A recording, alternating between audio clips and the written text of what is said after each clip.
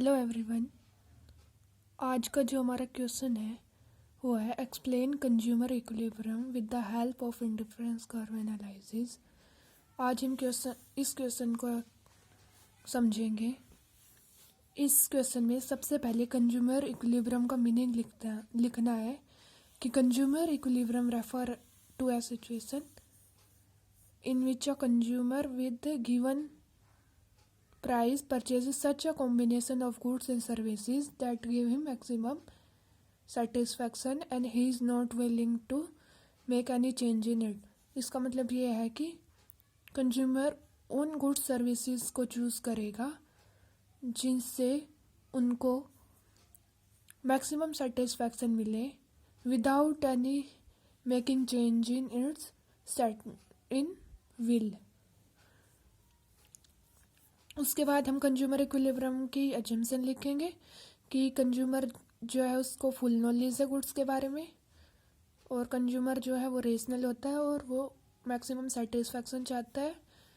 And उसके बाद लिखेंगे कि कंज्यूमर को जो है फुल नॉलेज है इंडिफरेंस मैप के बारे में और जो गुड्स होते हैं वो डिविजिबल होते हैं। उसके बाद कंज्यूमर इक्विलिब्रियम की 2 बेसिक कंडीशन है जिसमें पहली कंडीशन ये है कि budget line should be tangent to indifference curve. It means कि जो marginal rate of substitution X Y का है of X for Y is equal to ratio of their price. It means MRS of X Y equal to price of X divided by price of Y. अब इसको हम diagram की help से समझेंगे कि इस डायग्राम में इस वाले डायग्राम में OX एक्सिस पे तो एप्पल्स और OY एक्सिस पे ऑरेंजेस ली गई है। ऑरेंजेस का प्राइस लिया गया है। जो ये AB लाइन है यहाँ से यहाँ तक ये बजट लाइन है और IC2 जो कि इक्विलिब्रियम पॉइंट E पे है इस पे बजट लाइन इक्विलिब्रियम को काट रही है और IC2 इंडिफरेंस कर्व है। उसके नीचे ये IC1 इंडिफरेंस कर्व है यानी ऊपर IC3 ड्रॉ किया हुआ हमने। तो इसी को अब हम एक्सप्लेनेशन के थ्रू समझेंगे कि AB is the budget line और इसमें इस डायग्राम से समझो कि इसमें फर्स्ट पॉइंट लिखना है कि AB is the budget line और IC1, IC2, IC3 are 3 indifference curve. अब सेकंड पॉइंट ये लिखेंगे कि IC2 equilibrium is attained at point E। Here consumer is getting maximum satisfaction. It means both the conditions are fulfilling. Both conditions कौन कौन सी कि IC curve should be tangent to equilibrium point और consumer gets maximum satisfaction. Next point लिखेंगे कि price line AB is convex to the point of origin at equilibrium point E। IC curve touches the price line AB कि जो AB जो है वो convex होना चाहिए पॉइंट ऑफ ओरिजिन से और जो इक्विलिब्रियम पॉइंट होगा वो IC2 पे होगा जो कि AB लाइन को टच करेगा और जो CD है CD IC1 को तो टच करेगा लेकिन ये IC2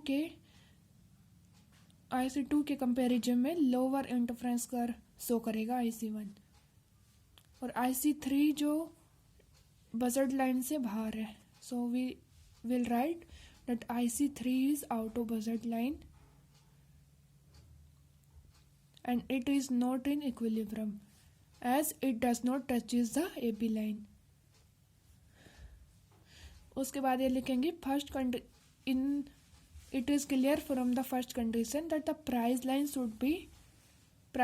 जो ये है should be tangent to the IC curve, which means that price ratio of X good should be equal to price ratio of Y good or just slope of indifference curve should be equal to slope of price line।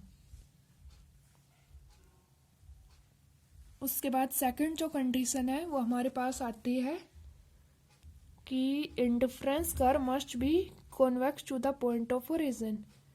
It means MRS of x for y should be diminishing. कि जो MRS है y के लिए वो गिरता हुआ होना चाहिए, उसकी ढलान नीचे की ओर होनी चाहिए, डिमिनिशिंग होनी चाहिए.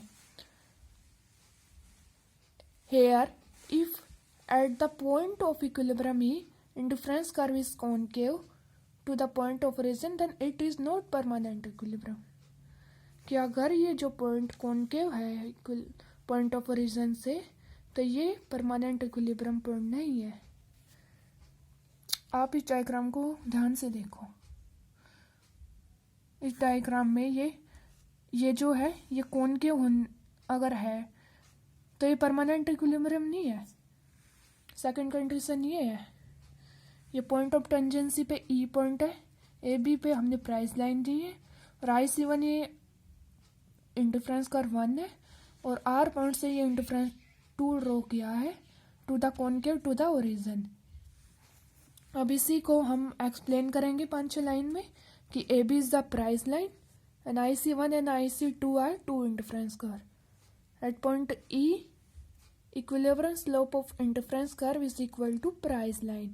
It means price of x is equal to IC1. And then we will write it, but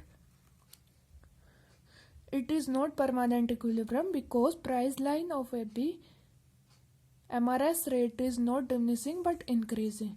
ये जो MRS rate है increase होने की बजाय इज नॉट डिमिनिशिंग, मतलब ये डिमिनिशिंग नहीं हो रहा बल्कि इंक्रीज हो रहा है. देखो यहाँ से आर पॉइंट से ये IC2 इंक्रीज हो रहा है, जबकि डिमिनिशिंग नीचे की ओर ढलान होनी चाहिए इसकी, लेकिन ये ऐसा नहीं हो रहा. इसलिए जो ये सेकंड जो कंडीशन है हमारी वो फुलफिल नहीं हो रही है. तो जो मूवमेंट होगा लेफ्ट से राइट की ओर, और ये जो इंडिफरेंस है IC2 ये हायर इंडिफरेंस कर्व को शो करेगा. इसका मतलब जो इक्विलिब्रियम में नहीं है, ई पॉइंट जो है स्टेबल इक्विलिब्रियम पॉइंट में नहीं है, जो पॉइंट ऑफ टेंजेंसी है कि उस पर मैक्सिमम सेटिस्फैक्शन नहीं मिल रहा कंज्यूमर को. इसका मतलब जो इंडिफरेंस कर्व है IC1 का वो लेस इंडिफरेंस कर्व शो कर रहा है एज कम्पेयर टू IC2. और जो ये आर पॉइंट से जो IC2 ड्रॉ किया है हमने, इसका मतलब ये है कि कंज्यूमर जो है OX एक्सिस पे जो एप्पल लिए हुए, मतलब कंज्यूमर एप्पल ये पर वाई कर रहे हैं. ऑरेंजेस की तो एक भी यूनिट वाई नहीं कर रहा. तो इसमें ये पॉइंट लिख देंगे कि आर पॉइंट पे at point R consumer is attaining corner equilibrium. Corner equilibrium show कर रहा है, ये कॉर्नर से सर हो रहा है तो कॉर्नर इक्विलिब्रियम शो हो रहा है कंज्यूमर के लिए. और in this point consumer is purchasing only apples and no unit of oranges. Thus consumer will attain equilibrium not only when the budget line is tangent to indifference curve, but it is also convex to the point of origin. तो जो ये आप यहाँ से इसको देखो, यहाँ पे लिखा हुआ है कि कंज्यूमर जो है वो ओनली बजट लाइन के टेंजेंट नहीं होना चाहिए, बट वो कॉन्वेक्स टू द ओरिजिन भी होना चाहिए, कॉन्वेक्स होना चाहिए. ये कॉनकेव होगा तो ये कुछ ही देर के लिए इक्विलिब्रियम है. समझ में आ गया? ओके तो आज हमारा ये जो क्वेश्चन है वो फिनिश हो चुका है. तो आप इसी क्वेश्चन को समझो आज. Thank you.